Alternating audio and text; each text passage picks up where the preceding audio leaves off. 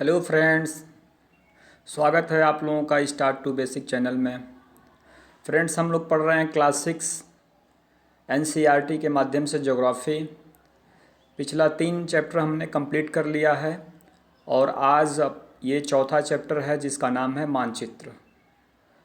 Friends, आप लोगों को जैसा कि पता है कि मानचित्र का ज्योग्राफी में बहुत ही महत्व है। बिना मानचित्र के ज्ञान का हमें सही तरह से ज्योग्राफी का अध्ययन नहीं कर सकते हैं। तो आइए बिना वक्त ज़ाया किए स्टार्ट करते हैं। मानचित्र। फ्रेंड्स, ये सामने स्क्रीन पे आप लोग जो देख रहे हैं ये दिक्सूचक यंत्र है, जिससे हमें क्या करते हैं, हम लोग दिशाओं का ज्ञान करते हैं। जैसे आप देख सकते हैं कि यहाँ पे ये जो शो हो रहा है ऊ लिखा है, मतलब इसको उत्तर बोलते हैं, और ये जो द लिखा है ये दक्षिण बोलते हैं। ऊ को नॉर्थ और द दक्षिण को साउथ। तो दिक्सूचक यंत्र में हमेशा जो उसकी निडल होती है, ये जो निडल है जो रेड कलर आप देख रहे हैं, ये हमेशा उत्तर को इंगित करता है। तो आइए देखते हैं इसके बारे में। कह रहा है आप पिछले अध्याय में ग्लोब के महत्व के बारे में पढ़ चुके हैं।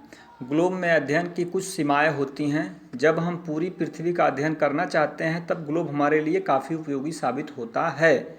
लेकिन जब हम पृथ्वी के केवल एक भाग जैसे अपने देश, राज्यों, जिलों, शहरों तथा गांवों के बारे में अध्ययन करना चाहते हैं तो यह हमारे लिए उतना उपयोगी साबित नहीं होता है। फ्रेंड्स, कह रहा है कि ग्लोब का महत्व तो है, लेकिन ग्लोब का अगर हम अध्ययन करते हैं, जब पूरी पृथ्वी का अध्ययन करना चाहते हैं तब ग्लोब हमारे लिए महत्वपूर्ण है और उपयोगी है। लेकिन अगर हम किसी राज्य के बारे में, किसी जिला के बारे में या किसी शहर के बारे में अगर जानना चाहते हैं या अपने गांव के बारे में जानना चाहते हैं तो ग्लोब उतना हमें महत्व उससे हमें लाभ नहीं मिल पाता है। इसलिए हमें किस चीज़ की ज़रूरत पड़ती है? मानचित्र की ज़रूरत पड़ती है। शहरों तथा गांवों के बारे में अध्ययन करना चाहते हैं तो हमारे लिए उतना उपयोगी साबित नहीं होता है। ऐसी स्थिति में हम मानचित्रों का उपयोग करते हैं।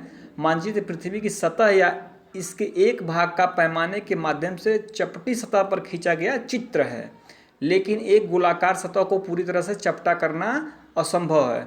फ्रेंड्स, यहाँ कह रहा है क्वेश्चन, यहाँ एक देखिए ऑब्जेक्टिव बन रहा है कि मानचित्र किसे कहते हैं। तो मानचित्र क्या है? पृथ्वी के सतह या इसके एक भाग को क्या करता है? पैमाने के माध्यम से खींचा गया क्या है? चित्र है। यानी मानचित्र में क्या होगा? एक पैमाना होगा। और चूंकि पैमाना ग्लोब पे लागू नहीं हो पाएगा। क्यों? क्योंकि वह गोलाकार है, इसलिए उस पे चित्र जो जिस तरह से चाहिए नहीं बन पाएंगे। देखिए नीचे कह रहा है आओ कुछ करके सीखें। एक रबड़ की पुरानी गेंद लें एवं उस पर कोई रेखा चित्र बनाएं। आप उस पर उत्तर एवं दक्षिण ध्रुव को भी चिन्हित कर सकते हैं। अब चाकू से इस गेंद को काटें तथा इसे चपटा करने की कोशिश करें। देखें कि किस प्रकार रेखा चित्र का रूप बिगड़ जाता है। सही बात है, कोई भी आप अगर गेंद लेते हैं तो उस गेंद का आकार गोल होता है। जब उसको काटेंगे और दबाएंगे तो जो जिस पे आप चित्र बनाए वो क्या हो जाएगा? बिगड़ जाएगी, उसकी स्थिति खराब हो जाएगी। मानचित्र हमारी विभिन्न जरूरतों के लिए आवश्यक है। कुछ मानचित्र एक छोटे क्षेत्र को एवं कुछ तथ्यों को दर्शाता है। दूसरे मानचित्र में एक बड़ी किताब की तरह तथ्य हो सकते हैं। जब बहुत से मानचित्रों को एक साथ रख दिया जाता है तब एटलस बन जाता है। फिर एक ऑब्जेक्टिव यहाँ आप लोगों को मिल गया। यही एनसीईआरटी की जो है विशेषता है फ्रेंड्स, कि आपको छोटी छोटी चीज़ें यहाँ मिलेगी। कह रहा है कि जब बहुत से मानचित्रों को एक साथ रख दिया जाता है तब क्या बन जाता है? एटलस बन जाता है। एटलस में आप लोग देखते हैं कि सारा का सारा जो एटलस पूरा चित्रों से, मानचित्रों से भरा पड़ा रहता है। सभी चीज़ों को जो है मानचित्र के माध्यम से दर्शाया जाता है एटलस में। तो क्या हमने सीखा? जब बहुत से मानचित्रों को एक साथ रख दिया जाता है तब क्या हो जाता है? एटलस बन जाता है। एटलस विभिन्न प्रकारों तथा अलग अलग पैमाने से खींची गई मापों पर आधारित होता है। मानचित्रों से एक ग्लोब की अपेक्षा हमें ज़्यादा जानकारी प्राप्त होती है। मानचित्र विभिन्न प्रकार के होते हैं जिनमें से कुछ नीचे वर्णित किए गए हैं। अब यहाँ मानचित्रों का प्रकार दे रहा है, बता रहा है कि बहुत प्रकार के मानचित्र होते हैं, लेकिन क्लास 6 हम पढ़ रहे हैं, उसके बेसिस के आधार पे यहाँ कुछ मानचित्रों का वर्णन किया गया है, जिसमें दे रहा है भौतिक मानचित्र। भौतिक मानचित्र आप लोगों को पता है, भौतिक में क्या आ जाएगा? जैसे पृथ्वी की प्राकृतिक आकृतियाँ, जैसे पर्वतों, पठारों, मैदानों, नदियों, महासागरों, इत्यादि को दर्शाने वाले मानचित्र को क्या बोलते हैं? भौतिक या उच्चावच मानचित्र कहा जाता है। दूसरा तरह का जो मानचित्र दिखा रहा है राजनीतिक मानचित्र है। राजनीतिक में राज्यों, नगरों, शहरों तथा गांवों और विश्व के विभिन्न देशों व राज्यों तथा उनकी सीमाओं को दर्शाने वाले मानचित्र को राजनीतिक मानचित्र कहा जाता है। तीसरा थोड़ा सा इम्पोर्टेंट मानचित्र है, याद रखिए आप लोग, बहुत लोग नाम नहीं सुन पाते हैं इसका। इसको बोलते हैं थीमेटिक मानचित्र। कुछ मानचित्र विशेष जानकारियां प्रदान करते हैं। याद रखिए फ्रेंड्स, विशेष जानकारियां किस में मिलता है? थीमेटिक मानचित्र में। क्या मिलता है विशेष जानकारी? जैसे सड़क मानचित्र बनाना हो, वर्षा का मानचित्र बनाना हो, वन तथा उद्योगों आदि के वितरण दर्शाने वाले मानचित्र अगर बनाने हो, तो इस प्रकार के मानचित्रों को क्या बोलते हैं? थीमेटिक मानचित्र कहा जाता है। इन मानचित्रों में दी गई सूचनाओं के आधार पर उनका उचित नामकरण किया जाता है। मानचित्र के 3 घटक हैं। अब क्या घटक है मानचित्र के? अब यहाँ देखिए फ्रेंड्स, बड़ी अच्छी जानकारी है। मानचित्र के कितने घटक होते हैं? 3। क्या क्या? दूरी, दिशा और प्रतीक। मतलब इन्हीं तीनों के आधार पर क्या बनता है? मानचित्र बनता है। अब दूरी का पढ़ लेते हैं। मानचित्र एक आरेखण होता है जो कि पूरे विश्व या उसके एक भाग को छोटा कागज के एक पन्ने पर दर्शाता है। सही बात है। अब कोई विश्व या किसी भाग को दिखाना हो तो एक छोटे कागज पर हम क्या कर सकते हैं? उसको, उसकी आकृति को उसके पैमाने के आधार पर बनाकर दिखा सकते हैं, या कह सकते हैं कि मानचित्र छोटे पैमाने पर खींचे जाते हैं। यहाँ एक चीज़ और मिल गई, मानचित्र क्या होते हैं? छोटे पैमाने पर खींचे जाते हैं। लेकिन इसे इतनी सावधानी से छोटा किया जाता है ताकि स्थानों के बीच की दूरी वास्तविक रहे। यह तभी संभव हो सकता है जब कागज पर एक छोटी दूरी स्थल की एक बड़ी दूरी को व्यक्त करती हो। देखिए एक और यहाँ ऑब्जेक्टिव दिख रहा है। छोटी चीज़ें हैं, छोटी छोटी चीज़ें हैं, इनको इग्नोर करेंगे तो दिक्कत हो जाएगी। यहाँ देखिए, जब ये जो है, जब कागज पर एक छोटी दूरी स्थल की बड़ी दूरी को व्यक्त करती हो, ये मानचित्र की विशेषता है कि कागज पर क्या होता है? छोटी दूरी और स्थल की बड़ी दूरी को क्या करता है? व्यक्त करता है। इसलिए इस उद्देश्य के लिए एक पैमाना चुना जाता है। पैमाना स्थल पर वास्तविक दूरी तथा मानचित्र पर दिखाई गई दूरी के बीच का अनुपात होता है। पैमाना जो बनता है क्या करता है? वो पैमाना करता है स्थल पर वास्तविक दूरी और मानचित्र पर दिखाई गई दूरी के बीच का क्या होता है? अनुपात होता है। उदाहरण देख लेते हैं। आपके विद्यालय और आपके घर के बीच की दूरी कितनी है? 10 किलोमीटर है, जिसे मानचित्र पर कितना में दिखा रहे हैं आप? 2 सेंटीमीटर में दिखा रहे हैं। इसका अभिप्राय क्या हो गया कि 1 सेंटीमीटर जो मानचित्र पर आप दिखा रहे हैं वह धरातल पर जो वास्तविक दूरी है कितने के बराबर है? 5 किलोमीटर का। 2 सेंटीमीटर कितने का बराबर हो गया? 10 किलोमीटर का। आपके रेखाचित्र का पैमाना होगा 1 सेमी बराबर 5 किलोमीटर। इस प्रकार पैमाना किसी भी मानचित्र के लिए बहुत महत्वपूर्ण होता है। अगर आपको पैमाने की जानकारी है तो आप मानचित्र पर दिए गए किसी भी 2 स्थानों के बीच की दूरी का पता लगा सकते हैं। बिल्कुल सही बात है। आओ कुछ करके सीखें। इसमें वही सेम चीज़ें हैं जो आपने दूरी बनाई है, गांव का दूरी आपने पैमाना मान कर निकाला, उसी तरह से इसमें बताने की कोशिश की जा रही है। नीचे देखते हैं फ्रेंड्स। जब बड़े क्षेत्रफल वाले भागों जैसे महाद्वीपों या देशों को कागज पर दिखाना होता है तब हम लोग छोटे पैमाने का उपयोग करते हैं। सही बात है। अब अगर किसी महाद्वीप या देश का अगर दिखाना होगा तो उतना बड़ा तो कागज हम यूज नहीं करेंगे, तो क्या करेंगे? हम पैमाना और क्या करेंगे? छोटा कर लेंगे। जैसे ऊपर हमने भी पढ़ा कि 10 किलोमीटर को 2 सेंटीमीटर में कह रहे हैं, तो यहाँ क्या करेंगे? 500 किलोमीटर को कितने पर मान लेंगे? 5 किलोमीटर पर मान लेंगे। 500 किलोमीटर को 5 सेंटीमीटर यानी 1 सेमी बराबर 100 किलोमीटर यहाँ दिखा देंगे। इसको छोटे पैमाना वाला मानचित्र कहते हैं। जब पैमाना छोटा मान लेंगे कागज पे और वास्तविक दूरी बड़ी रहेगी, कागज पे छोटा हो जाएगा तो क्या हो जाएगा? छोटा मानचित्र हो जाएगा। जब एक छोटे क्षेत्रफल वाले भाग जैसे आपके गांव या शहर को कागज पर दिखाना होता है तब हम बड़े पैमाने का उपयोग करते हैं। जैसे स्थल पर 500 मीटर की दूरी को मानचित्र पर 5 सेंटीमीटर से दर्शाया जाता है। इस प्रकार के मानचित्र को बड़े पैमाने वाला मानचित्र कहते हैं। अब देखिए 2 डिफरेंट हो गया। अब ऊपर आपने देखा कि छोटा मानचित्र और ये बड़े पैमाने वाला मानचित्र। अब स्थल पे अगर 500 मीटर है और उसकी दूरी हम क्या दिखा रहे हैं? 5 सेंटीमीटर दिखा रहे हैं। जैसे 500 ये मीटर है और हम इसको दिखा दिए 5 सेंटीमीटर, तो 1 सेंटीमीटर बराबर क्या हो गया? 100 मीटर दिखा दिए ना यहाँ पे हम। तो यहाँ क्या हो जाएगा? यह मानचित्र क्या हो जाएगा, बड़े पैमाने पर बन जाएगा। और वही जब हम ऊपर क्या दिखा रहे थे, 500, हम ये 500 क्या था, किलोमीटर था, और इसको हम कितने में दिखा रहे थे, 500 सेंटीमीटर में दिखा रहे थे। मतलब 1 सेंटीमीटर बराबर 100 क्या हो गया, यह किलोमीटर हो गया। तो यहाँ क्या हो जाएगा, छोटा पैमाना हो जाएगा मानचित्र पे।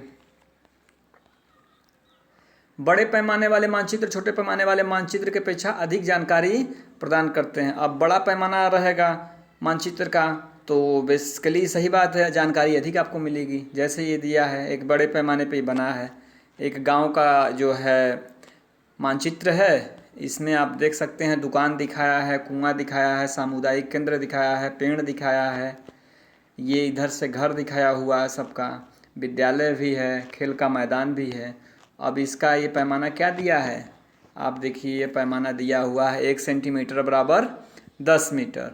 मतलब कागज़ पर जो मानचित्र बनता है उसकी 1 सेंटीमीटर जो होगी, धरातल पर जो दूरी होगी वो 10 मीटर के बराबर होगी।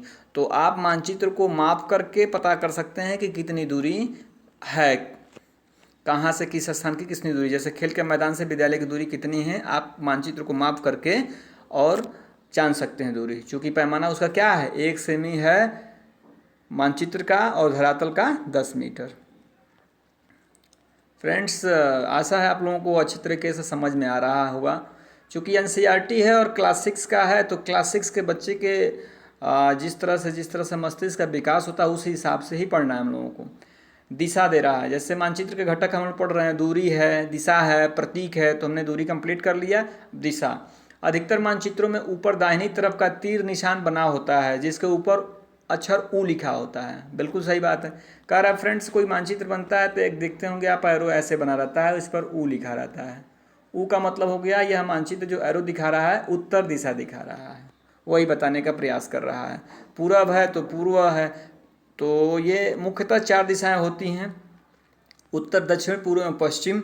और इनको यहाँ समझ लेते हैं। जैसे ये आपका उत्तर दिशा हो गया, ये दक्षिण हो गया, ये पूरब हो गया आपका, और ये पश्चिम हो गया। अब उत्तर और पूरब के बीच में जो रेखा खींची गई है इसको क्या बोलते हैं, उत्तर पूर्व। सेम कंडीशन जो है उत्तर और पश्चिम को उत्तर पश्चिम बोलते हैं। उसी तरह से जब हम पश्चिम और दक्षिण में खींचते हैं तो दक्षिण पश्चिम हो गया, और पूरब और दक्षिण के बीच को दक्षिण पूर्व बोलते हैं। इसकी जानकारी बहुत ही इम्पोर्टेंट है। ज्योग्राफी पढ़ते हैं आप तो इसकी जानकारी होनी ही चाहिए। और कह रहा है फ्रेंड्स, जो उत्तर, दक्षिण, पूरब और पश्चिम होता है इनको क्या बोलते हैं, इनको प्रधान दिग्बिंदु बोलते हैं। नीचे आप ये दिक्सूचक यंत्र देख रहे हैं जिसका हमेशा नॉर्थ किस तरफ रहता है, उत्तर की तरफ रहता है। इसकी सुई जो होती है उत्तर की तरफ होती है। अब प्रतीक दिक्सूचक के बारे में थोड़ा सा देख लेते हैं। हम दिक्सूचक की सहायता से किसी स्थान की दिशा का पता लगा सकते हैं। यह एक यंत्र है जिसकी सहायता से मुख्य दिशाओं का पता लगाया जाता है। इसकी चुंबकीय सुई की दिशा हमेशा उत्तर दक्षिण दिशा में होती है। हाँ, चुंबकीय सुई जो बीच में लगी हुई है, ये जो देख रहे हैं आप, ये जो आपकी चुंबकीय सुई है, ये हमेशा इसका दिशा किस तरफ रहता है, उत्तर दक्षिण। और उत्तर जो है, रेड जो दिया है, नॉर्थ जो है इंगित करता है उत्तर दिशा की। प्रतीक, मानचित्र का घटक हम पढ़ रहे हैं, दिशा पढ़ लिए, दूरी पढ़ लिए, और ये प्रतीक है। यह किसी भी मानचित्र का प्रमुख तीसरा घटक है। किसी भी मानचित्र पर वास्तविक आकार एवं प्रकार में विभिन्न आकृतियों जैसे भवनों हैं, सड़कों, पुलों, वृक्षों, रेल पटरियों या कुओं को दिखाना संभव नहीं होता है। इसलिए क्या करते हैं वे, निश्चित अक्षरों या छायाओं, रंगों, चित्रों तथा रेखाओं का उपयोग करके दर्शाए जाते हैं। ये प्रतीक कम स्थान में अधिक जानकारी प्रदान करते हैं। इन प्रतीकों के इस्तेमाल के द्वारा मानचित्रों को आसानी से खींचा जा सकता है तथा इनका अध्ययन करना आसान होता है। अगर आप एक क्षेत्र की भाषा को नहीं जानते हैं तथा आप किसी दिशाओं के बारे में नहीं पूछ सकते हैं, तब आप इन चिन्हों को सहायता के द्वारा मानचित्र से जानकारी प्राप्त कर सकते हैं। मानचित्रों की एक विश्वव्यापी भाषा होती है जिसे सभी आसानी से समझ सकते हैं। इन प्रतीकों को उपयोग के संबंध में एक अंतर्राष्ट्रीय सहमति है। ये रूढ़ प्रतीक कहे जाते हैं। रूढ़ प्रतीक जो हम लोग मानचित्रों में देखते हैं कि एक प्रतीक चिन्ह प्रयोग होते हैं, उनको क्या बोलते हैं? उनको रूढ़ चिन्ह बोलते हैं, रूढ़ प्रतीक। क्वेश्चन यहाँ एक ऑब्जेक्टिव फिर से आप देख सकते हैं, रूढ़ प्रतीक किसे कहते हैं? तो ये एक अंतर्राष्ट्रीय सहमति है जिसमें कुछ प्रतीक होते हैं, प्रतीक चित्र, उनको हम रूढ़ प्रतीक कहते हैं। जैसे देखिए रेलवे लाइन है, उसमें बड़ी लाइन है, मीटर लाइन है, रेलवे स्टेशन है। सड़कों में क्या है? पक्की है, कच्ची है। सीमा क्या? अंतर्राष्ट्रीय है, राज्य की सीमा है, जिला की सीमा है। फिर नदी, कुआं, तालाब, नहर, पुल, मंदिर है, गिरजाघर है, मस्जिद है, छतरी है, पोस्ट ऑफिस है, पोस्ट एवं टेलीग्राफ ऑफिस है, पुलिस स्टेशन है, बस्ती है, कब्रिस्तान है, पेड़ है, घास है। तो इनको क्या करेंगे? मान लीजिए कोई मानचित्र बना रहे हैं और इन सब चीज़ों को दिखाना हो तो क्या करते हैं? हम एक रूढ़ चिन्ह इसके लिए प्रयोग करते हैं और फिर वो मानचित्र पर जहाँ जहाँ वो चीज़ें होती हैं उनको उस रूढ़ चिन्ह से क्या कर सकते हैं? हम दिखा सकते हैं। जैसे आप देख सकते हैं ये रूढ़ प्रतीक चिन्ह है, ये वृक्षों का चिन्ह दिया है, ये गांव बसा हुआ है बसंतपुर।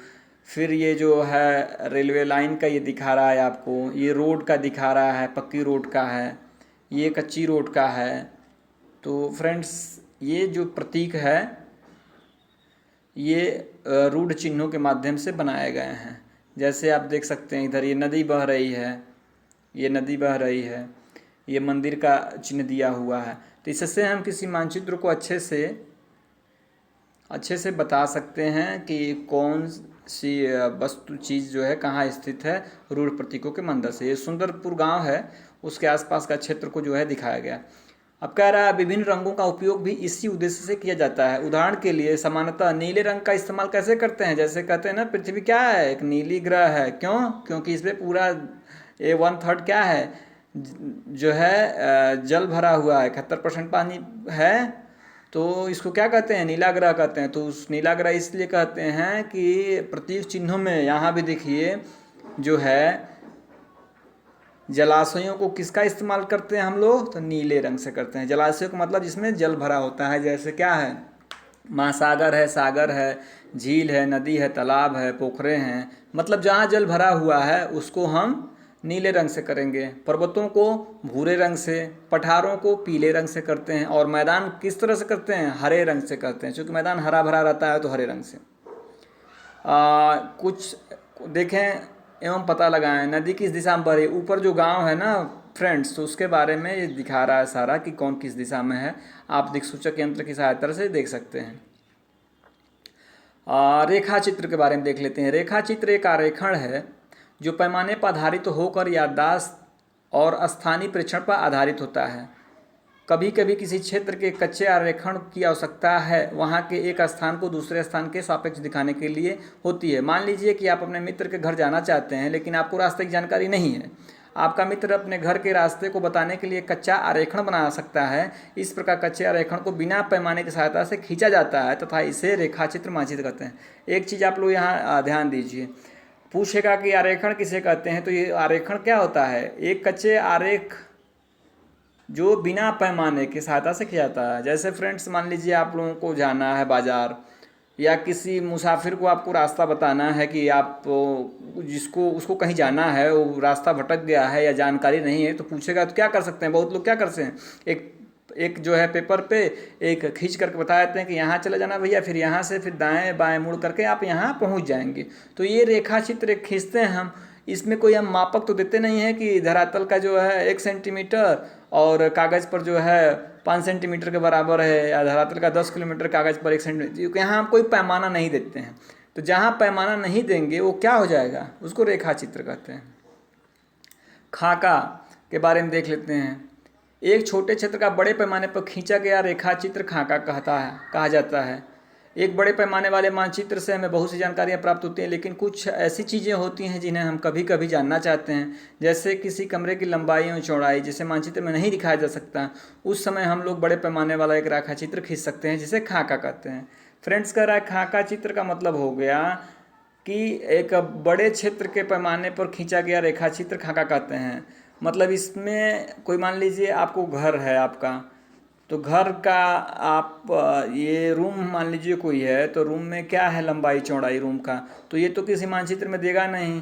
तो अगर इस तरह का जानकारी प्राप्त करना होता है तो हम एक खाका के माध्यम से जो है एक बड़े क्षेत्र को छोटे क्षेत्र का बड़े पैमाने पर खींच करके कोई छोटा एक क्षेत्र है उसको बड़े पैमाने पर हम दिखा सकते हैं। जैसे घर का या कोई एक पर्सनल रूम है या वो कुछ भी है जिसका हम आकार प्रकार जानना चाहते हैं तो खाका के माध्यम से जानते हैं। लेकिन कुछ ऐसी चीज़ें होती हैं जिन्हें हम कभी कभी जानना चाहते हैं, जैसे किसी कमरे की लंबाई चौड़ाई जिसे मानचित्र में नहीं दिखाया जा सकता है, उस समय हम बड़े पैमाने पर एक रेखाचित्र खींच सकते हैं जिसे खाका कहा जाता है।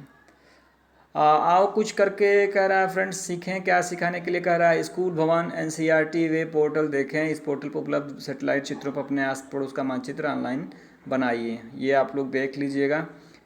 नीचे प्रश्न दे रहा है, देख लेते हैं शॉर्ट में क्या ऑब्जेक्टिव बना हुआ है। मानचित्र के 3 घटक कौन कौन से हैं आप लोगों को पता है? दिशा है, दूरी है, प्रतीक है। प्रधान दिग्बंध उत्तर दक्षिण पूरब पश्चिम को क्या बोलते हैं? प्रधान दिग्बंध। मानचित्र के पैमाने से आप क्या समझते हैं? बिना पैमाने का मानचित्र बनेगा नहीं। मानचित्र के पैमाने से हम ये समझ रहे हैं कि अगर मानचित्र पे 1 सेंटीमीटर है, धरातल पर अगर 500 मीटर दिखाना है तो हम मानचित्र के पैमाना बना करके दिखा लेते हैं। ग्लोब की अपेक्षा मानचित्र अधिक सहायक होते हैं। बिल्कुल होते हैं। ग्लोब को हर स्थान ले नहीं आ सकते हैं। ग्लोब गोल होता है इसलिए उस पर मानचित्र बन नहीं पाते हैं। मानचित्र कैसे होते हैं? चपटे होते हैं, सुविधाजनक होते हैं और किसी भी क्षेत्र को हम मानचित्र पर पैमाने के सहायता से उसकी वास्तविक दूरी धरातल की मानचित्र पे जान सकते हैं।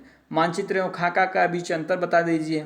मानचित्र में पैमाना होता है और खाका में क्या होता है? मानचित्र एक जो है छोटे क्षेत्र में बड़े पैमाने में एक बड़े क्षेत्र को छोटे मानचित्र में दिखा सकते हैं छोटा पैमाना मान करके, और खाका सीधे इसके उल्टा हो जाता है।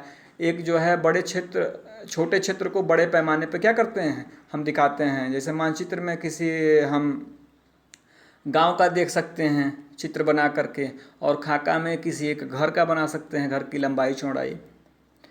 कौन सा मानचित्र विस्तृत जानकारी प्रदान करता है? किस मानचित्र के माध्यम से विस्तृत में? तो मान लीजिए अभी आपने पढ़ा ना, विशेष मानचित्र जो है थीमेटिक है, उससे हम विस्तृत जानकारी प्राप्त कर लेते हैं। प्रतीक किस प्रकार के मानचित्रों का अध्ययन किया जाता है? प्रतीक चिन्ह जो है थीमेटिक में किया जाता है, थीमेटिक मानचित्र में। नीचे कुछ जो है ऑब्जेक्टिव हैं, देख लेते हैं। वृक्षों के वितरण को दिखाने वाले मानचित्र हैं।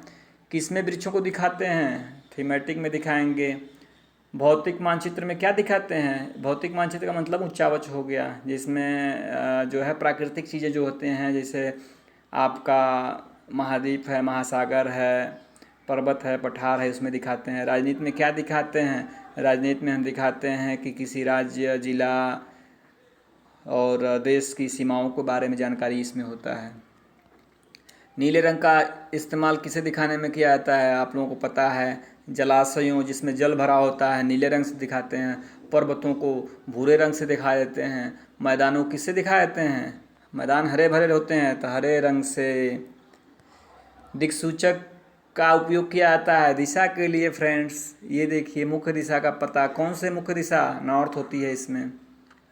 दूरी मापने के लिए क्या आवश्यक है? दूरी मापने के लिए पैमाना आवश्यक है। अच्छा, ऊपर दूरी मापने के लिए मैं पढ़ा था। पैमाना आवश्यक है किस चीज़ के लिए? मानचित्र के लिए क्या चाहिए? पैमाना चाहिए। बिना पैमाना के मानचित्र नहीं बनेगा। रेखा चित्र के लिए पैमाने की ज़रूरत नहीं होती है, प्रतीक चिन्हों के लिए भी ज़रूरत नहीं होती है। तो इस तरह से आओ कुछ करके देखते हैं। ये फ्रेंड्स आप लोग देख लीजिए। नीचे खेल खेल में भी कुछ कर सकते हैं आप लोग। फ्रेंड्स क्लास 6 का ज्योग्राफी जो है चैप्टर 4 कंप्लीट हुआ। अब अगली वीडियो चैप्टर 5 पे होगी। मुझे पूर्ण विश्वास है कि मज़ा आ रहा होगा आप लोगों को। अगर कुछ सुझाव हो तो आप लोग कमेंट्स करें और चैनल को प्लीज़ सब्सक्राइब करें फ्रेंड्स। ज़रूरतमंदों को वीडियो शेयर करें, लाइक करें, कमेंट करें। और इसी के साथ विदा लेना चाहेंगे। मिलते हैं अगले वीडियो में। तब तक के लिए मित्रों नमस्कार, धन्यवाद।